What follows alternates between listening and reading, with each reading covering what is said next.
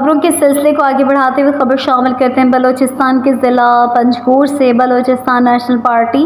اور all parties کی جانب سے سانحہ شاہوانی اسٹیڈیم دھماکے کے خلاف بلوچستان کے دیگر شہروں کی طرح پنجگور میں مکمل شٹ ڈاؤن ہڑتال کی گئی۔ ہڑتال کے باعث چتکان اور بازار سمیت مختلف علاقوں کے دکانیں، کاروباری مراکز، بینک، نجی اور سرکاری تعلیمی ادارے سمیت مالیاتی ادارے بھی مکمل طور پر بند رہے اور گومازین کے مقام پر سی پک روڈ پر پہیہ جام ہڑتال سے مختلف علاقوں گوادر،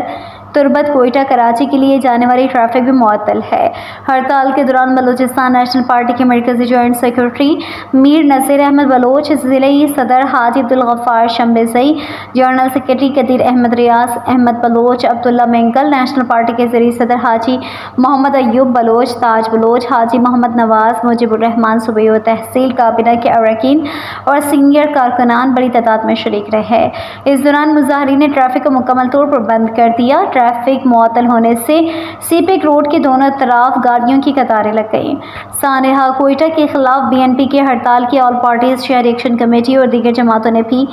کر رکھا ہے۔